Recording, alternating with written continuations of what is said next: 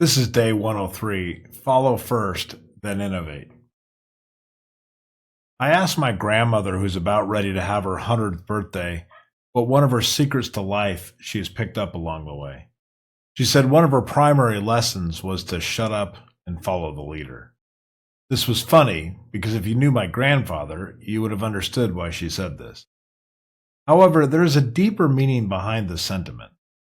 Oftentimes we relate good work with something new and innovative. We think that we have to create a process and come up with something. I think this is false. What we should be doing is first discovering who else has paved this pathway and what process they followed. Then, after following the process carefully and recreating the success, we can start considering a deviation.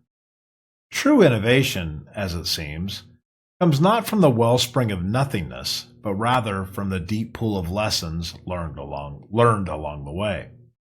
The reality is that we have zero justification for starting from scratch in this modern day. There quite literally is nothing new under the sun, meaning if you search for a while, you're going to find others who have come up with paths to success in what you are pursuing.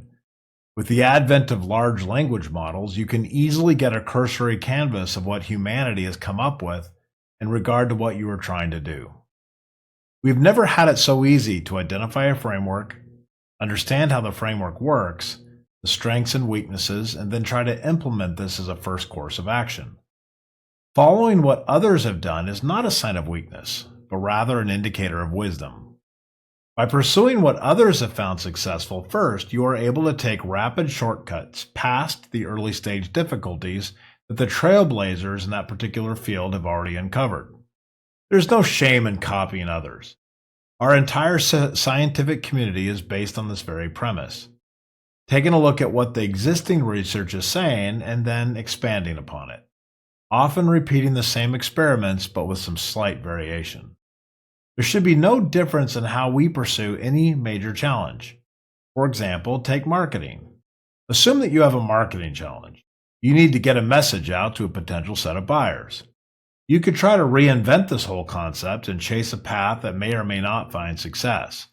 Odds are that you are going to fail, because marketing is a world of constant failure, and your brand new and amateur attempt is most likely to suffer from the same fate. However, just searching around, you will learn that there are many existing frameworks for marketing depending on what you are exactly trying to achieve. The AIDA model, the AIDA model, is a great fit for products that require a high amount of brand awareness. Think consumer product goods. The SDP model, when you need to strategically target a particular niche market. We take this particular model for granted, and often people will try to do this without even realizing it. However, there is some value in following the model as it was intended by some of the major thinkers on the subject. RACE, or RACE, seems to be the model for digital marketing, because it is important to track the life cycle of a consumer's interaction with your online materials.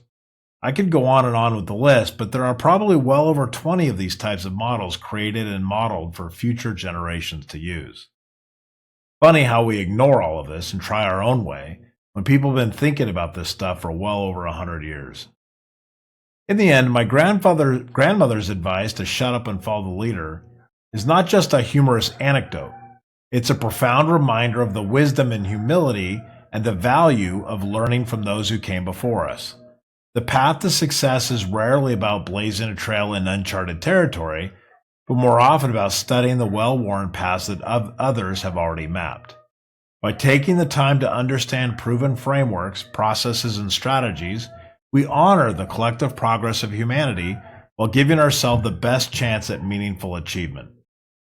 True innovation doesn't come from ignoring the past, but from embracing it, building on it thoughtfully with care and precision. Whether in marketing, science, or personal growth, the principle remains the same. Start by mastering what already exists. Only then can we add our unique touch, knowing we've laid a foundation of solid understanding.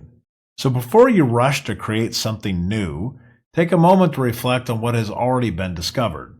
The answers you seek may already be out there, waiting for you to uncover, apply, and perhaps improve. Follow the leader doesn't mean giving up your voice. It means equipping yourself with the wisdom of those who've already walked the road.